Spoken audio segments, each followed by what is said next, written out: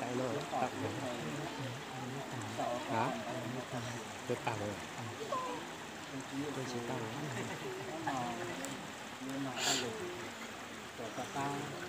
Yellow. Your hair. Your hair nè. Cái hair này. Cái hàng sử dụng thôi. Tôi còn trẻ mà chỗ này. Tôi thở nó đi bi nhưng mà quay mà.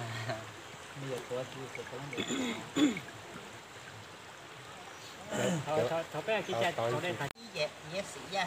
Giêsu thứ nhỏ trong đường, chúa cho nhà yo và chữ na tu, tao một phút cho bé nông nền, bọc bao ấy.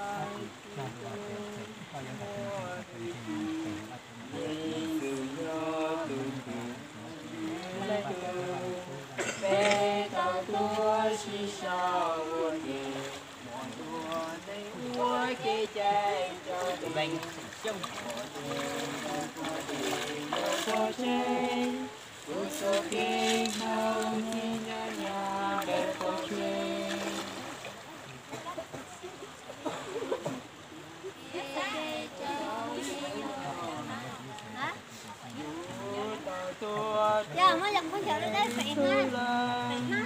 Vì tao tua cho chi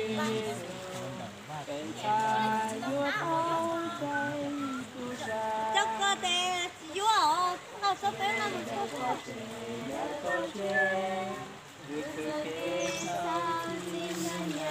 Muốn đánh to sùng mà luôn.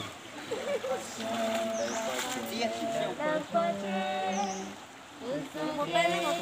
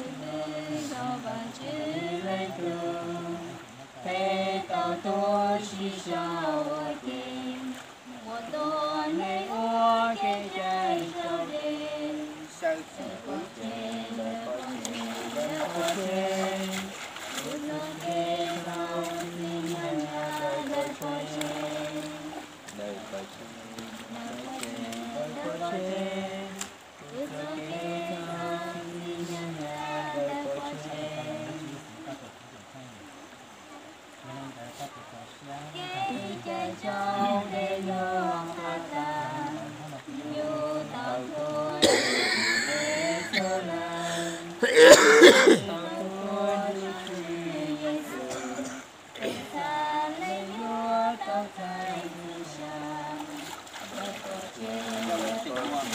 để có chơi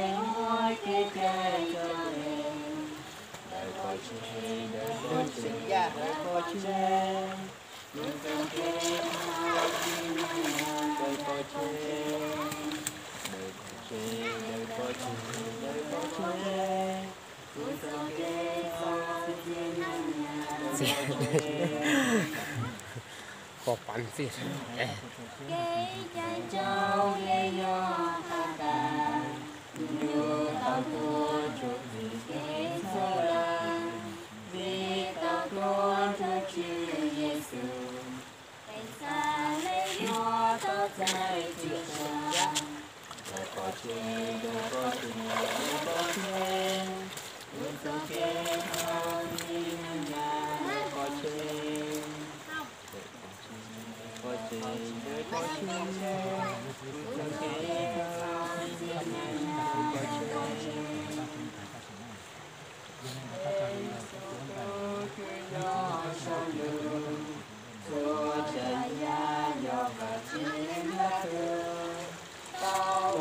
không bỏ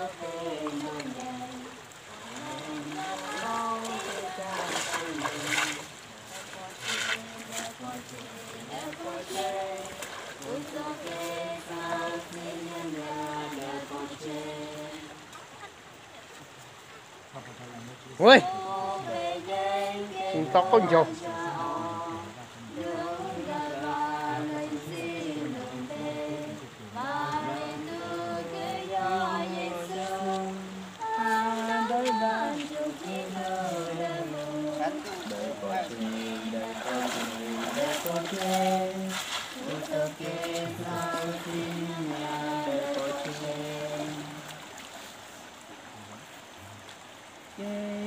Cháu nghe lo tha ta yêu tao tôi được ghé sâu lần vì tao tôi cho Chúa Giêsu tại sao lấy nhua tao phải Chúa cha đời có chê đời có chê đời có chê đời có chê thao đi nhà đời có chê đời có chê đời có chê đời có chê